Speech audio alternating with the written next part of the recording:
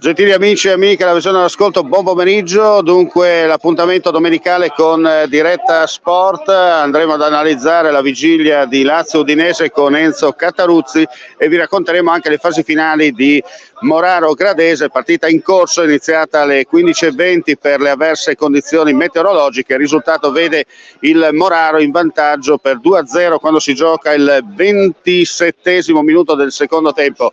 Allora subito la linea a Enzo Cataruzzi per sentire dalla sua viva voce qual è questa vigilia, Enzo, di Lazio Udinese. Intanto ti segnalo che c'è una contestazione fuori dallo stadio Friuli, una contestazione civile, come si dice in questi casi, da parte di alcuni tifosi che hanno esposto loro direttamente dei cartelli proprio per incitare indirettamente la squadra e dire anche alla proprietà, lanciare un messaggio chiaro della serie: noi ci siamo, voi ci siete, Enzo.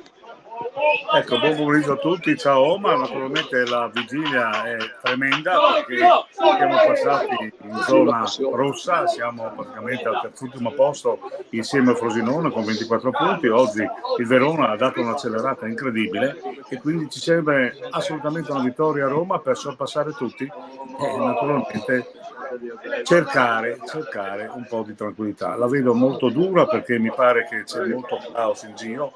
Naturalmente la tifoseria è in apprensione e ci vuole, come si dice, buttare il cuore oltre lo Stato. Vedremo se saprà l'Udinese concentrarsi nel modo giusto. C'è da dire che in questo momento la Lazio non sta passando un buon momento, naturalmente noi ci auguriamo, abbiamo detto che dobbiamo tifare sulle disgrazie altrui e tifiamo, insomma, no? Naturalmente dobbiamo sperare in qualche genialata dell'Udinese. Io ho capito che il Frosinone probabilmente potrebbe darci una mano, come anche il Sassuolo, però dobbiamo darci una mano da noi. Se a Roma non riusciamo ad avere questi 3 punti, la cosa si fa veramente tremenda, veramente dura, e io capisco anche i tifosi che sono in un momento drammatico perché non vedono soluzioni. La soluzione della società non ha voluto nemmeno il ritiro, che naturalmente lascia il tempo che trova. Bisogna che lo spogliatoio trovi compattezza e soprattutto metta fuori dallo spogliatoio gli umori che non sono dei migliori. Si dice che il nostro allenatore non prende in mano la squadra, lo vedremo esattamente con la Lazio se sarà così.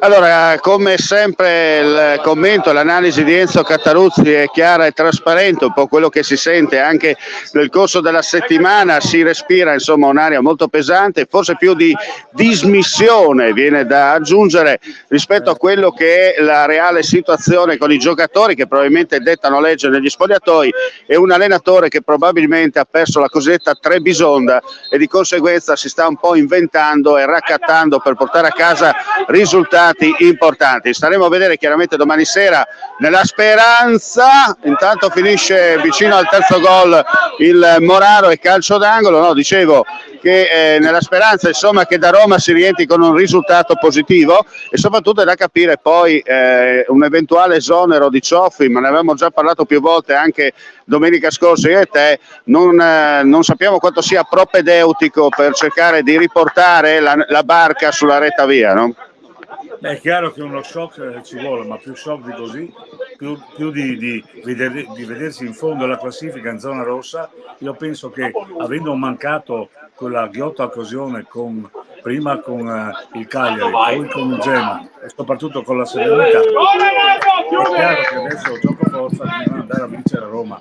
È molto difficile, ma dobbiamo tutto spiano sperare che l'Udinese possa darci questa soddisfazione, anche perché dopo avremo delle squadre che sono assatanate per quanto riguarda il posto in UEFA e probabilmente non c'è niente da fare, niente da dire, dobbiamo tirarci fuori un po' da soli, non si può sperare sempre nel destino cinico e baro delle altre società, bisogna in qualche modo farci vedere, perché poi avremo anche il Torino, naturalmente Torino sta passando un bel momento, ma anche noi non facciamo niente per darci una mano. Udinese Torino, poi c'è la sfida con Sassuolo, poi abbiamo l'Inter. L'Inter con Sassuolo, vincere oggi sarebbero già due gare, ormai non si può parlare di pareggio, non ci accontenta e soprattutto non ci dà la certezza di rimanere ancora in Serie A. Certamente. Senti, allora ci fai un attimo anche il riepilogo per quanto riguarda le partite che si sono disputate. C'è Milan in corso, ma soprattutto c'è stato questo Lecce-Verona molto, mi hanno detto, molto pimpante, almeno dalle cronache. Beh, Lecce Verona sì, ma mi pare che alla fine, anzi senza mi pare alla fine della gara c'è stato un parapiglio importante, un D'Aversa che era fuori dalle grazie di Dio, e mi pare che i cartellini rossi sono volati a destra e abbiamo visto uno spettacolo non molto edificante in sostanza. Quindi cosa vuol dire? Vuol dire che in questo momento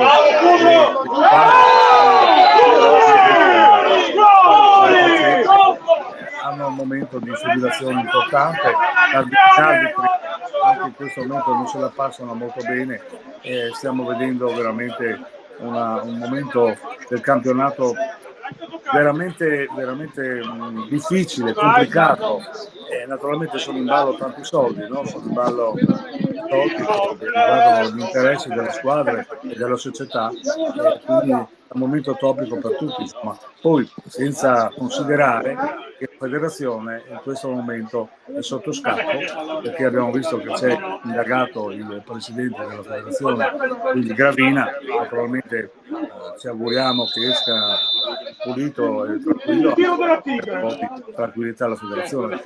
Insomma, le cime sono tempestose, come qualcuno dice, e mi pare che dobbiamo superare un po' di tranquillità. Tranquillità che i tifosi dovrebbero dare, ma i tifosi si sa, tifano per la propria squadra e poi gli animi si scaldano, come abbiamo visto a Lecce.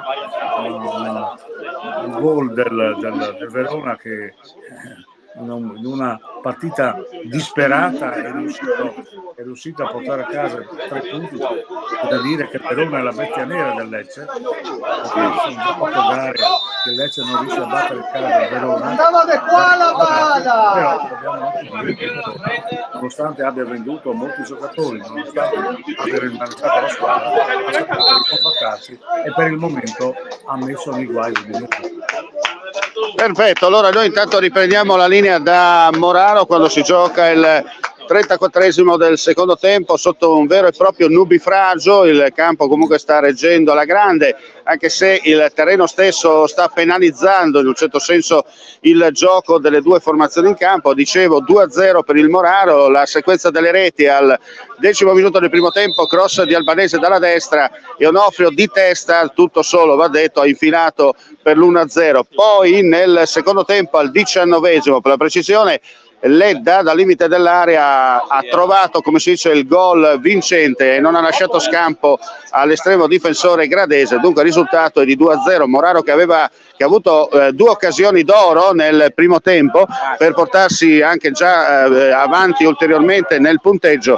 Prima una traversa proprio dell'autore della prima marcatura, portiere battuto, e poi di nuovo in contropiede Albanese ha tentato la palombella, ma come si dice in questi casi questa è finita oltre la rete e, come dicono da queste parti, tavuate ma quella sbagliata, restando in termine tecnico.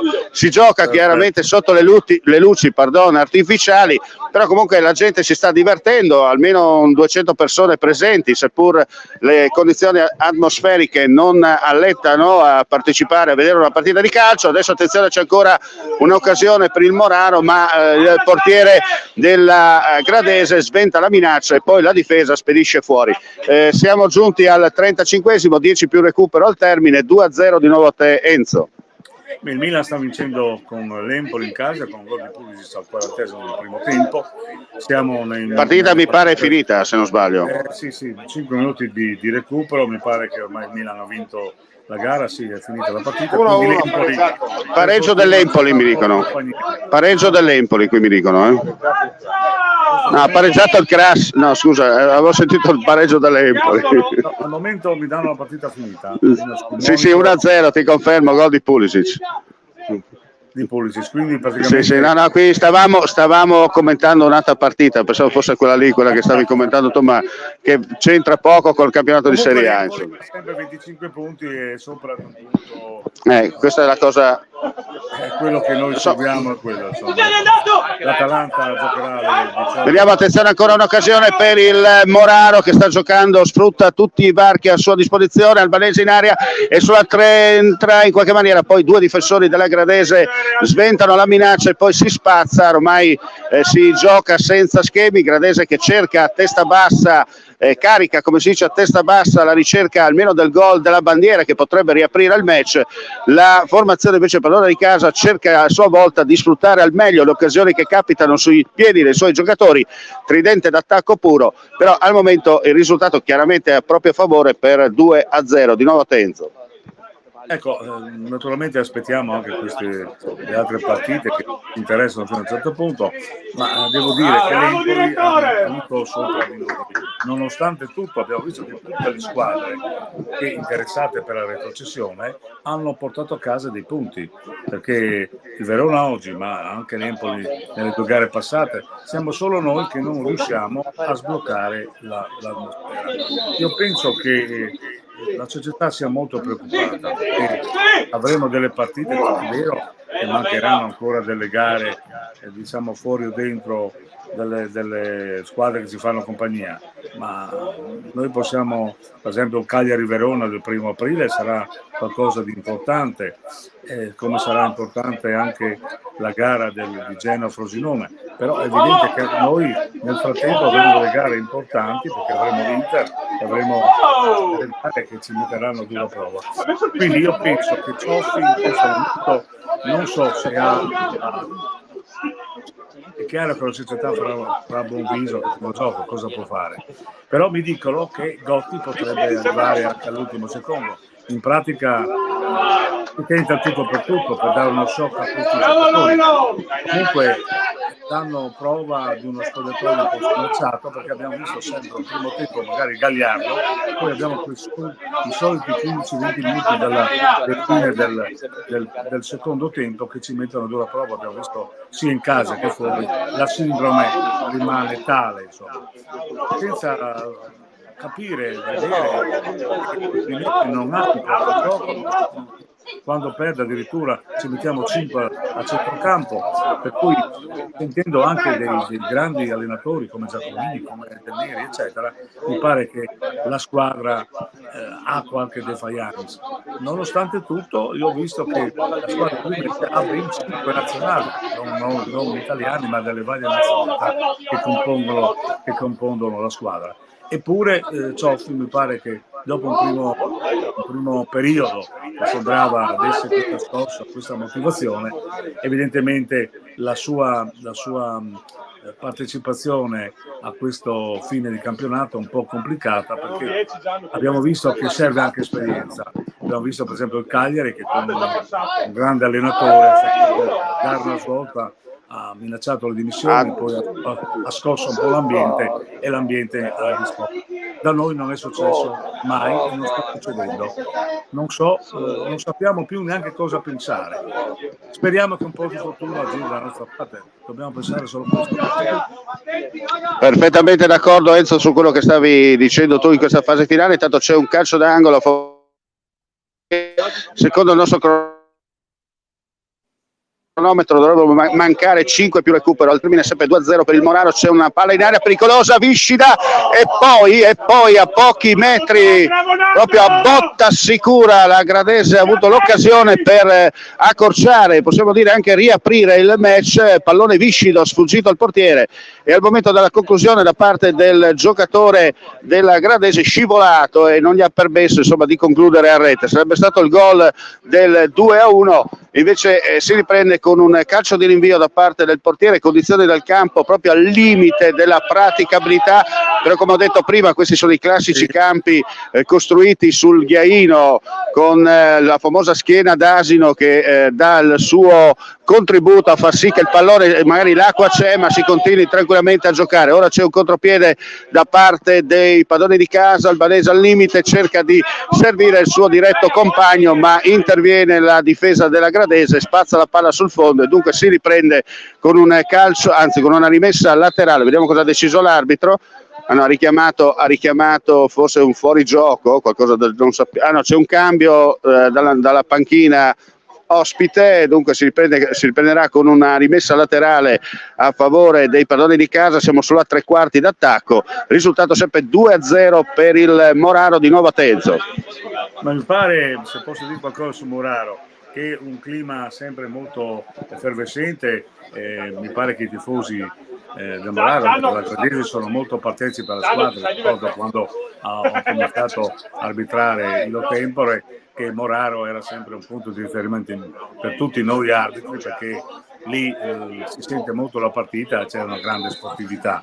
Quindi ricordo con piacere quei momenti, naturalmente io penso che mi possa confermare la grande partecipazione, e questo è diciamo il vero sport, il vero tifo, dove la gente si diverte e vede. Senti, approfitto che tu hai aperto questa parentesi importante per quanto riguarda il calcio dilettanti, quello ruspante, come viene da dire, locale, dove la gente ancora accorre al campo sportivo per sostenere la propria squadra e dove c'è ancora diciamo quel sano agonismo tipico. Intanto c'è una bella parata da parte del portiere della Gradese che è stato colto in contropiede su un tiro, la palla chiaramente viscida e con i piedi ha messo in calcio d'angolo. No, volevo dire, cosa ne pensi di questa riforma del campionato, visto che dalla prossima stagione ripartirà la terza categoria in Friuli Venezia Giulia con una sorta di vero e proprio terremoto in tutte le classifiche, no? Perché saranno 4 che scendono dalla prima categoria, addirittura 6 dalla seconda, con il play out tra la sesta e la settima, anzi la settima e l'ottava e via dicendo. Insomma, cosa ne pensi? Ma io penso che io oggi, tra parentesi, devo dire che ero a Bertiolo con il presidente Canciani e c'è stata una bella manifestazione dove abbiamo ricordato 2 friulani e un piemontese che hanno inventato la nuova palla di calcio, no? Senza queste cuciture eccetera. Sono immigrati argentini, friulani in Argentina, uno di Sotto e uno di Bertiolo, e quindi si parlava un po' anche del calcio. È stato un momento molto bello. Penso che la federazione ce la metta tutta, anche perché la difficoltà che in questo momento hanno le società è una difficoltà burocratica. La legge è stata fatta di riforma qualche anno fa, io direi un po' scellerata, perché ha messo vicino come si dice l'olio con il resto, insomma non hanno capito che un conto è professionismo, un conto è volontariato, e molti che hanno fatto con volontariato hanno paura a prendersi tanta responsabilità, perché ci sono tante e tali responsabilità, adempimenti che fanno allontanare i volontari dalle scuole di calcio. Quindi io penso che la riforma dei campionati, portando al terza categoria, quantomeno io farei un appello alla federazione che ammetta le squadre di terza categoria, che si mettano una mano sul cuore ma anche sul portafoglio, dando la possibilità di fare un campionato gratis. Perché così alleva un po' le grandi problematiche anche economiche che. Senti, dopo il Covid, permettimi, dopo la pausa forzata dovuta al Covid c'è stata questa apertura, no? Con la ripartenza con la seconda categoria verso le cosiddette seconde squadre, no? Dove molte società potevano schierare chiaramente in classifica o addirittura come squadra B. Tanto c'è una protesta, a dire il vero le righe non si vedono più e dunque il guardialine della Gradese ha pensato bene di alzare la bandierina perché ha visto il pericolo, perché onestamente noi le linee non le vediamo neanche dalla tribuna, è impossibile vedere le righe e praticamente il pallone secondo me ha alzato la bandierina. Secondo me il pallone era almeno 1 metro in campo. Comunque vabbè, è il bello, lo dicevamo adesso, no? La rustichezza di questi tornei, no? Di questi campionati. Certo, no, dicevo, c'è stata quella grande occasione, no, di poter dare la possibilità di fare le seconde squadre per dare opportunità anche magari a molti giovani di maturare ulteriormente, no, il loro percorso calcistico, poi un po' si è perso tutto per strada, no? Sì, è vero, effettivamente la difficoltà delle società dilettantistiche è questa, un po' la questione del volontariato, la questione dei campi sportivi che comunque costano e naturalmente la questione economica sta pesando. Le società hanno bisogno di un aiuto da parte delle gestioni comunali che non sono in grado di offrire, non tutte, per dire il vero, non tutte sono in grado di offrire questo. Naturalmente c'è questa dispersione un po'. Io penso che ormai si debba andare verso l'unione di più società di area fare delle società che possono dare stabilità e continuità. Intanto scusa, vediamo se l'arbitro l'ha dato, sì, 3-0 del Moraro proprio a pochi minuti dal termine, il gol, vediamo cosa ha segnato l'arbitro, sì, ha dato segno di direzione di centrocampo e dunque 3-0 da parte della formazione padrona di casa, messa a segno da Albanese, dunque doppietta per lui oggi, risultato Moraro 3, Gradese 0, te di nuovo Enzo per concludere il tuo intervento. La Gradese torna a casa con le pive nel sacco, come si dice. Confermo. Ecco, bene, insomma, tornando all'Udinese, purtroppo noi abbiamo... Scusa? Sì. E Pereira che in panchina domani, forse a Roma, forse andrà in panchina, forse sarà il suo apporto. E questa è una cosa molto importante, quello che hai sottolineato, no? È che anche il segnale ogni tanto va, per quello scusa se mi intromettevo, sembrava di non sentirti più per quello. Vai. Ecco, ora non ho più il ritorno di Enzo Cataruzzi in cuffia, dunque è caduta momentaneamente la linea, riprendiamo dallo stadio qui di Moraro, 3-0, pochi minuti dal termine tra Moraro e Gradese, valida per la seconda categoria, comunque Cataruzzi adesso ci ha raggiunto, un vero e proprio monsone si sta battendo in questo momento sul campo di Moraro e grazie anche alla tenuta stagna in un certo senso del campo, la partita comunque andrà a sua conclusione. Enzo, stavi terminando il tuo intervento e ti ripasso la linea. No, volevo dire... Abbiamo problemi, probabilmente sovraccarico di linea anche con Enzo Cataruzzi in attesa di ristabilire con lui il collegamento audio. Ricordo il risultato, dunque andiamo avanti con la partita, 3-0 per la formazione padrona di casa, le reti sono state messe a segno al 10° del primo tempo da Onorio che di testa ha messo Onofrio, scusate, che di testa sul preciso cross pennellato dalla destra di Albanese ha infilato il portiere della Gradese, poi al 19° della ripresa il 2-0 con Ledda che dai 16 metri ha concluso a rete imbattendo imparabilmente l'estremo difensore gradese e proprio nelle fasi finali intorno al 42° minuto di gioco il 3-0 ancora di Albanese che a pochi passi è riuscito a evitare il contrasto diretto del suo avversario e infilare imparabilmente il portiere della Gradese per il 3-0. Vediamo se abbiamo ristabilito il collegamento audio con Enzo Cataruzzi, io lo vedo. Vediamo se riusciamo a tenere la linea, Enzo. Ecco, il tempo poi non ci aiuta per questa trasmissione, ma comunque sia, sono cose che capitano.